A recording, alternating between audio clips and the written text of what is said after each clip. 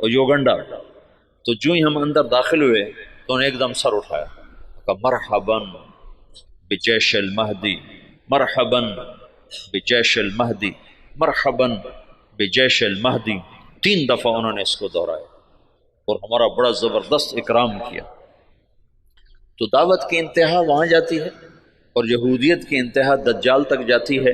یہ دونوں طاقتیں جب ٹکرائیں گی تو اللہ دجالی فتنے کو ختم فرمائے گا اور ایمان اور ایمان والوں کو اللہ تعالیٰ عزت اور بلندی عطا فرمائے گا۔ یہ دونوں ایک وقت میں شروع ہوئی۔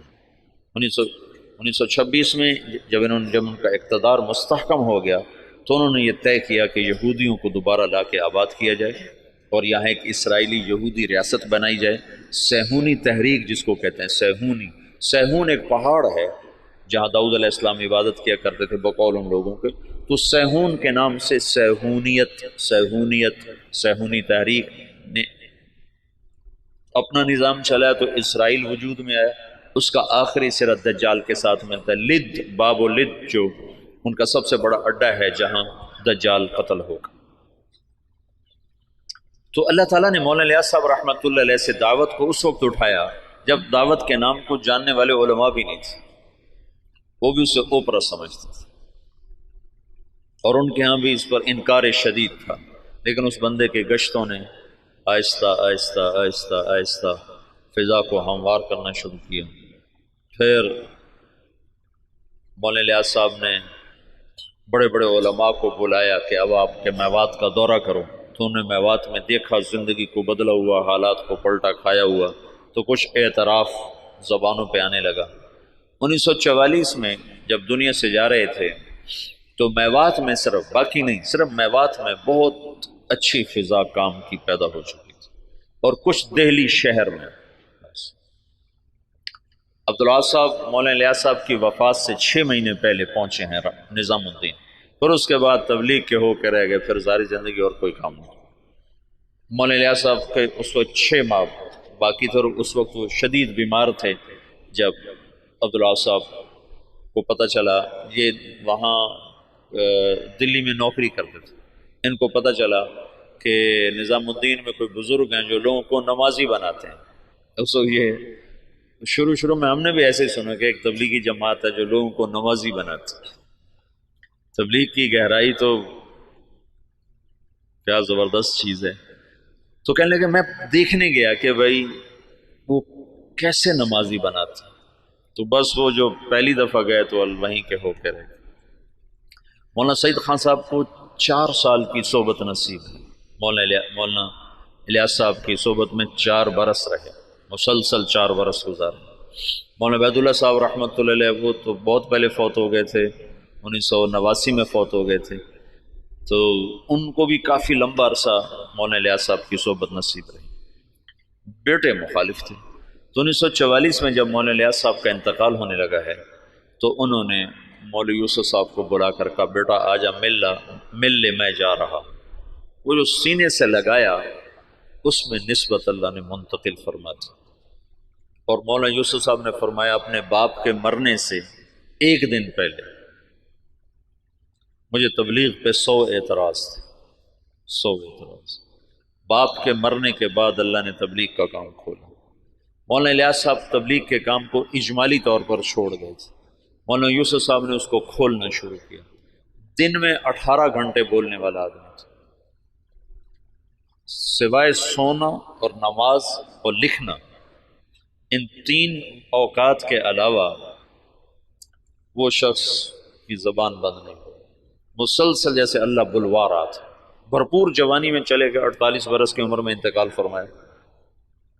وہ 27 سال کی عمر میں امیر بنے، بالکل نوجوان بلکہ بچے۔ اور مولانا سعید خان صاحب رحمۃ اللہ علیہ فرمانے لگے مولوی یوسف ہمارے ساتھ اٹھتا بیٹھتا کھیلتا تھا، لیکن جب وہ امیر بنا تو آہستہ آہستہ اس کا روب ہمارے اوپر چھاتا چلا گیا، اور اپنی جہد اور قربانی سے ان کی ہیبت ہمارے دلوں پہ قائم ہو گئی۔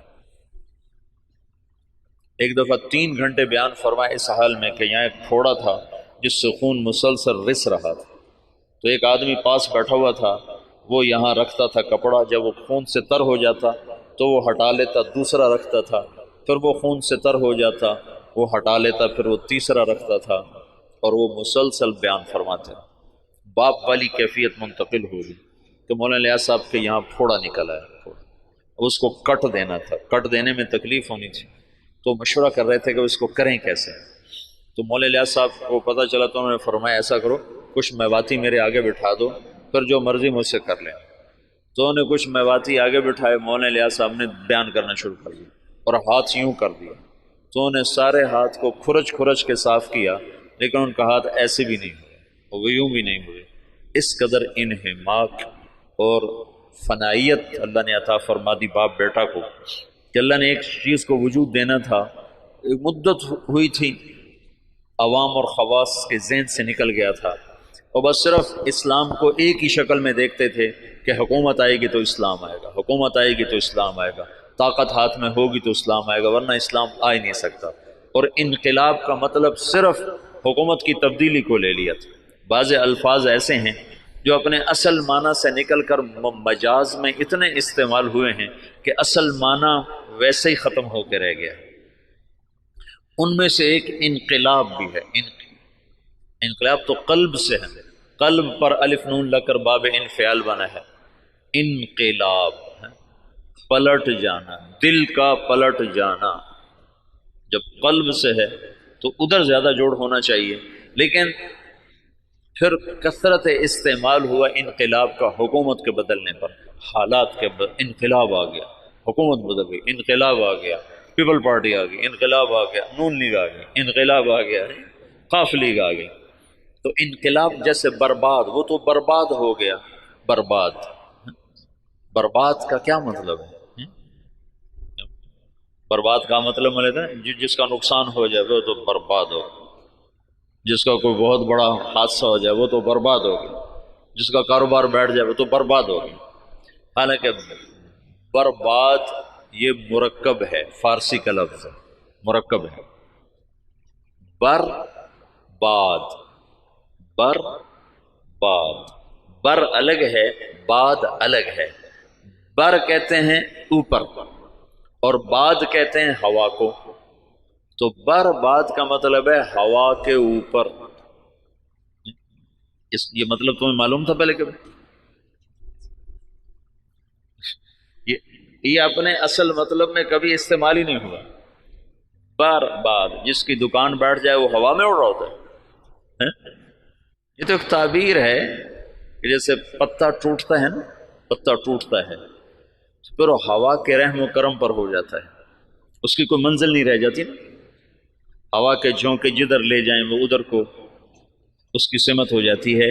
ایسی جو کسی نقصان میں حالات کی جکڑ میں آتا ہے تو اس کو کوئی رہ نہیں جاتا، اپنے بھی آنکھیں پھیر جاتے ہیں، خون بھی سفید ہو جاتے ہیں، تو وہ ایسے ہو جاتا ہے جیسے ہوا کے دوش پر کہ کوئی اس کا پرسان حال کوئی نہیں۔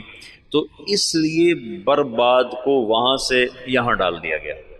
تو پچھلے 200 سال سے انقلاب کا لفظ بھی صرف اور صرف حکومت کی تبدیلی پر بولا جاتا ہے، حالانکہ انقلاب اصل معنی میں تو دل کا بدل جانا ہے۔ انقلب، دل بدل گیا۔ تو پچھلے 200 سال سے یہ ذہن بن گیا ہے کہ بغیر حکومت کے نہ دین آ سکتا ہے نہ حالات سدھر سکتے ہیں۔ مولانا الیاس صاحب نے اس کو رد کر کے دکھایا کہ نہیں، دین دعوت سے آتا ہے، حکومت سے نہیں آتا، اور دعوت تمام شعبوں کو زندہ کرنے کا واحد راستہ ہے۔ نبی جب آتا ہے تو سامنے کتنے شعبے ہیں جو بگڑے ہوئے ہوتے ہیں، وہ صرف دعوت کو زندہ کرتا ہے، شعبے خود زندہ ہو جاتے ہیں۔ جیسے صحت کو زندہ کر دیا جائے تو جسم کے سارے شعبے خود زندہ ہو جاتے ہیں، قوت کو بحال کر دیا جائے تو جسم کے سارے شعبے خود بخود بحال ہو جاتے ہیں۔ قوت بحال نہ ہو تو اس کو دوڑایا جائے تو بیچارہ کیسے دوڑے گا؟ کہ یہ جو امت ہے یہ اس بیمار بوڑھے گھوڑے کی طرح ہے، اس پر اسلام کہاں سے آئے؟ اس کی جوانی کو لوٹایا جائے گا تو اس پہ اسلام آئے گا۔ حکومت اسلام نہیں لا سکتی، ناممکن ہے۔ زیادہ زیادہ نماز پہ دکانیں بند کرا دے گی، تو کوئی بے وضو پڑھ لے تو پھر کیا کروں؟ میرے اپنے اسکول کا واقعہ نہیں تو میں سناتا ہوں، جب میں سنٹر ماڈل اسکول میں تھا تو خود میں نے بے وضو نمازیں پڑھی۔ طالب صاحب، سردیوں کا زمانہ، وضو کیڑا کرے، اللہ اکبر، طالب صاحب کی نماز، تو وہ عشاء کی نماز ہو رہی تھی اور میرے کمرے میرے برابر میں اس کا بستر تھا، جاوید نذیر اس لڑکے کا نام تھا، یہ مرید کے اچھے زمیندار گھر کا تھا، تو اس میرے پاس آ کر کھڑا ہوا اور اس نے آ کر 4 رکعت نماز عشاء کی نیت باندھی، 4 رکعت نماز عشاء واسطے طالب حسین دے، اللہ اکبر۔ حکومت ایسا اسلام لائے گی واسطے طالب حسین دے، جو ایسی نماز پڑھے گا وہ تو کافر ہو جائے گا، نہ پڑھے تو اس سے تو کافر نہیں ہوتا نا، لیکن اگر ایسا کرے گا تو اسلام سے نکل جائے گا۔ قوت کبھی، اس لیے تو کبھی نبی کو طاقت دے کے نہیں بھیجا گیا، بعد میں طاقت آئی اللہ، جو اللہ کے نبی کو حاصل ہوئی بعد میں ہوئی، پہلے تو فقیر بن کے کھڑے ہوئے کہ نہ کوئی مال کے لالچ میں کلمہ پڑھے، نہ کوئی تلوار کے خوف سے کلمہ پڑھے، صرف اللہ کے تاثر سے کلمہ دل میں اترے۔ تو چونکہ اسلام نے ایک عروج دیکھا تھا، تو جو ہمارے قائدین تھے وہ اس عروج کو تصور میں لے کر اعادہ عروج کی جہد کرتے رہے، وہ جو ذوف اسلام تھا اس کو دور کرنے کی کوشش ہی نہیں کی کہ انگریز کیوں آیا۔ مولانا حفظ الرحمان صاحب آئے سیوہاروی، یہ میاں جی دین محمد پاس بیٹھے ہوئے، مولانا الیاس صاحب اور مولانا حفظ الرحمان آئے، حضرت دعا کریں انگریز نکل جائے، مولانا الیاس صاحب چپ بیٹھے، حضرت دعا کریں انگریز نکل جائے، چپ بیٹھے، حضرت دعا کریں انگریز نکل جائے۔ تو مولانا الیاس صاحب ایک دم جوش میں آئے، کہ کوئی لوگ تیار کر لیے ہیں جو انگریزوں کے بعد حکومت کو سنبھالیں گے، کوئی لوگ تیار کر لیے ہیں، وہ کہ چپ، کہ جو انگریزوں کے بعد آئیں گے وہ ان سے برے ہوں گے کہ انگریز ہمارے بزرگوں کے گناہ کی سزا میں آئے، اور جو موجود آئیں گے ہمارے گناہوں کی سزا میں آئیں گے، اور مجمع کو تیار کیے بغیر کام نہیں چلتا ہے۔ تو انگریز تو چلا گیا، لیکن جتنا اسلام پاکستان میں ذبح ہوا، مدنی فرمایا کرتے تھے ہندوستان میں مسلمان ذبح ہوں گے اور پاکستان میں اسلام ذبح ہوگا۔ یہ مولانا الیاس صاحب نے پرانا سبق زندہ کیا کہ دعوت وہ واحد سبب ہے جس سے دین آتا ہے، اور میں چلنا ہی نہیں چاہتا تو مجھے زبردستی کیسے چلاؤ گے؟ تم مجھے زبردستی نماز پڑھاؤ گے تو کتنی پڑھا لو گے؟ اور جو 90% اخلاقیات ہیں وہ کیسے لاؤ؟ ماں کی خدمت کیسے کرواؤ؟ باپ کے آگے چپ رہنا کیسے سکھاؤ؟ بیوی سے حسن سلوک کیسے سکھاؤ؟ وفاداری کیسے سکھاؤ گے؟ رات کو اللہ کے سامنے رونا کہاں سے لاؤ گے؟ جب تم زانی کو کوڑے مارو گے، شادی شدہ کو سنسار کرو گے اور بازار بند کرا دو گے، ٹھیک ہے ہو گئے بند، لیکن نماز کس کو پڑھاؤ گے؟ مجھے مدینہ میں ایک نوجوان ملا دیرہ غازی خان کا، کہنے لگا 10 سال سے مدینے میں بغیر وضو کے نماز پڑھی، 10 سال کہ یہ تو میں تمہاری کیسٹیں سنی تو مجھے ہدایت ملی ہے، تو میری بخشش ہو جائے گی، میری بخشش ہو جائے گی؟ تو 10 سال مدینے میں بغیر وضو کے نماز پڑھی۔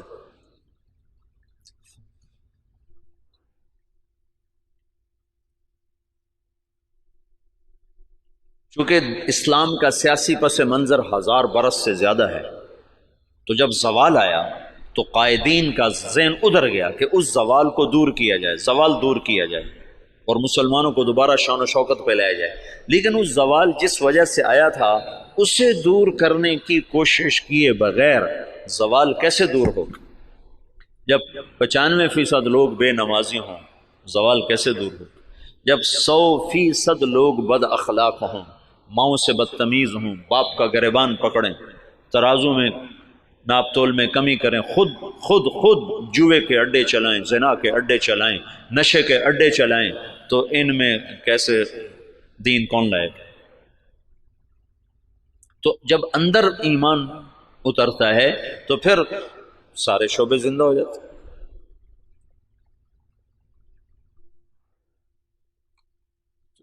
مولانا الیاس صاحب کے ذریعے سے پرانا سبق زندہ ہوا کہ دعوت وہ سبب ہے جس کے ذریعے سے اللہ نے ہر دور کے باطل کو توڑا، ہر دور کے باطل کو توڑا۔ تو 1926 میں یہ کام شروع ہوا، شخصیات کے جانے سے کوئی فرق نہیں پڑا ہے، اور اب عجب العجائب ہے کہ 15 برس ہو چکے ہیں، امیر کوئی نہیں، ایک شورا ہے اور کام اسی طرح چل رہا ہے۔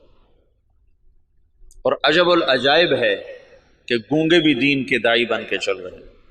ابھی 1 سال کی جماعت گونگوں کی یمن سے کام کر کے واپس آئی، اور 7 مہینے کی دوبارہ ملائیشیا جانے کے لیے تیار کھڑی۔ یہ اسلامی تاریخ میں پہلی دفعہ ہو رہا ہے کہ گونگے دین کے دائی بن جائے۔ اور پہلی دفعہ جب سے سورج چمک رہا ہے، کانگو کے جنگلوں میں جماعت پہنچی جہاں اتنے قد کے بونے رہتے ہیں، بونے، اقزام، وہ 4 فٹ کا بڑا جوان ہوتا ہے، جس کا قد 4 فٹ ہو وہ سب سے نمایاں نظر آتا ہے۔ یا 4 فٹ والا تو ہم گودی میں اٹھائے پھرتے، وہ 4 فٹ والا بڑا جوان ہوتا ہے۔ آم کا 3 فٹ، 3.5 فٹ، 4.25 فٹ، اور 4 فٹ والا بڑا چوڑا ہو کے چلتا ہے، اور ننگے رہتے ہیں، مرد عورت کوئی کپڑا استعمال نہیں کرتا، اور کوئی باہر کی دنیا سے ان کا تعلق کوئی نہیں ہے۔ سانپ کاٹے تو علاج ان کا جنگل میں موجود ہے، کانٹا چبھنے سے سانپ کے ڈسنے تک سارا علاج اپنے جنگل سے کرتے ہیں۔ غذا ان کی جنگل کے جانور ہیں، ہر چیز کھاتے ہیں، اور طاقتور اتنے ہیں کہ ہر آدمی 5 سے 6، 7 سے 8 شادیاں کرتا ہے۔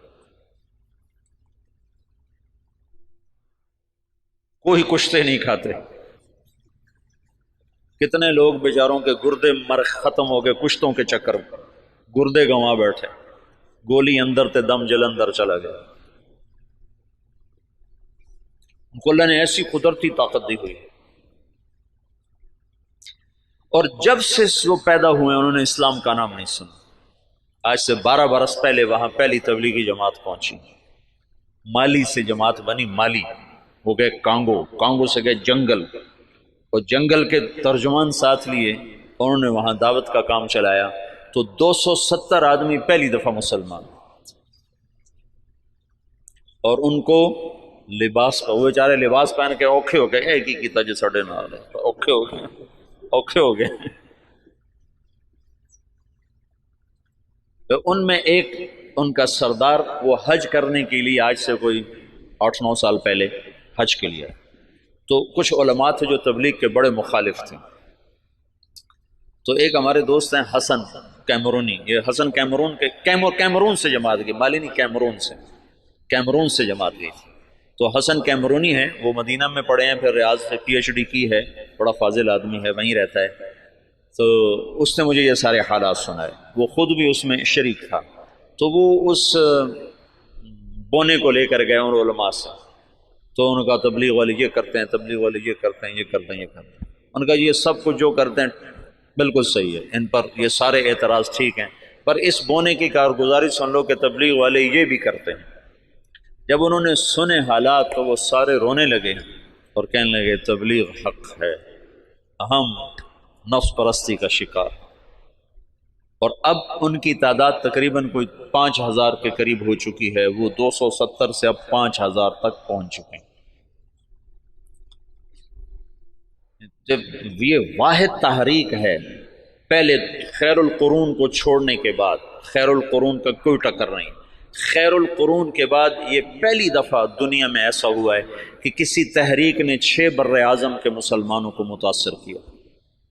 اس سے بڑی تحریک آج تک نہیں اٹھی، نہ اتنی شخصیتیں بہت بھاری بھاری اٹھ ہیں، ان کے سامنے مولانا الیاس صاحب کی شخصیت کوئی بڑی نہیں ہے، لیکن جو کام مولانا الیاس سے اللہ نے لیا ہے، یہ خیر القرون کے بعد کوئی ایسا کام نہیں کر سکتا جس میں اتنی وسعت ہو کہ وہ فیجی مشرق میں آخری کنارہ اور ہوائی مغرب میں آخری کنارہ، اور دونوں طرف سے لوگ سمٹ کے رائے میں پہنچ کے دین سیکھ رہے ہیں، یہ پہلی دفعہ دنیا میں ہے۔ ایک تو گونگے ہیں، چلو گونگا تو صبر کرتا، اسے آتا کچھ نہیں۔ مجھے کتنے لوگ ملے افریقہ سے آئے، 4 مہینے لگا رہے ہیں، اور ایک وہاں سے آیا ارجنٹائن سے 4 مہینے لگا رہا تھا، وہ اسپینش جانتا تھا، اور ہمارے پاس کوئی ترجمان نہیں تھا اسپینش زبان کا، پورے 4 مہینے بغیر ترجمان کے گزار کے چلا گیا۔ تم 4 دن گزار کے دکھا دو مولوی صاحبان، 5ویں دن تم نظر نہیں آؤ۔ 4 مہینے ایک لفظ نہیں سمجھا۔ میں نے ایک سے پوچھا، میں نے کہا تمہیں کیا فائدہ ہوتا ہے، تم سمجھ تو کچھ آتا نہیں؟ تو اس نے کہا ادھر اثر ہوتا ہے، ادھر اثر ہوتا ہے۔ تو میں یہ چاہتا ہوں تم تبلیغ میں بصیرت کے ساتھ چلو، میں یہ چاہتا ہوں تبلیغ کی عظمت تمہارے دل میں ہو۔ تھوڑی سی زندگی ہے، پتہ نہیں کب شام ہو جائے، میں تو موت کا ایک جھٹکا کھا چکا ہوں، دیکھ چکا ہوں کہ کتنی ناپائیدار زندگی ہے اور کتنی بے ثبات یہ دنیا ہے، اور کتنا دھوکے کا یہ جہان ہے کہ پتہ بھی نہیں چلتا اور وہ کیا۔ تو تھوڑی زندگی میں وہ کام کرو جس کا نفع تمہیں زیادہ ملے، جس کی واپسی تمہیں زیادہ ملے۔ تو تبلیغ کے سوا اس وقت کوئی میدان عمل میں ایسا عمل نہیں جس میں لگنے سے تم سارے عالم پر اثر انداز ہو جاؤ، ساری دنیا کے انسانوں تک تمہاری محنت کا اثر پہنچے۔ جبوتی جیسے غریب ملک میں آگے بھی اس سے بھی غریب علاقہ تھا تجرو، جہاں کشتی ڈوبی تھی، اس جنگل میں اجتماع ہوا، 3-4 ہزار کا مجمع جنگل میں جمع تھا۔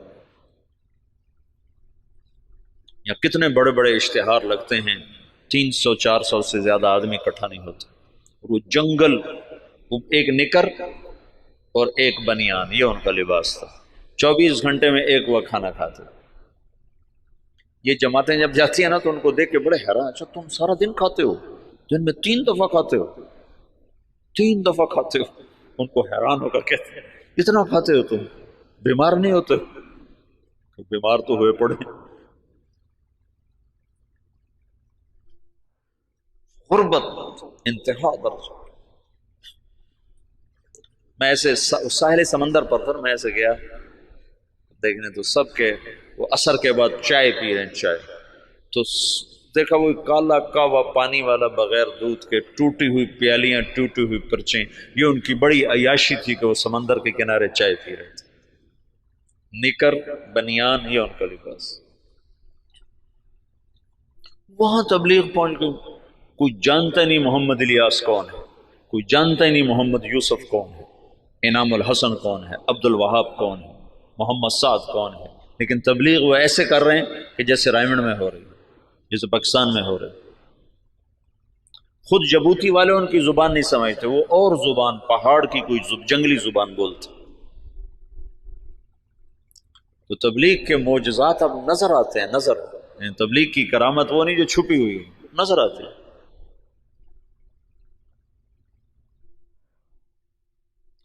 تو میں یہ چاہتا ہوں کہ تم بصیرت کے ساتھ اس میں چلو تاکہ تم نفع اٹھاؤ، تم اللہ کا قرب حاصل کر سکو، اللہ کی محبت حاصل کر سکو۔ اس لیے میں نے پیچھے سے تفصیل بتائی تمہیں کہ سیاسی اکھاڑ پر چھاڑ کیسی ہوئی، پھر تبلیغ کی زندگی تو اب تمہارے سامنے ہے، اس میں تو تفصیل بتانے کی ضرورت نہیں ہے، لیکن کچھ مجالس اور میں لینا چاہوں گا کہ کچھ باتیں جو اس سے متعلق ہیں وہ میں تمہارے سامنے لاؤں۔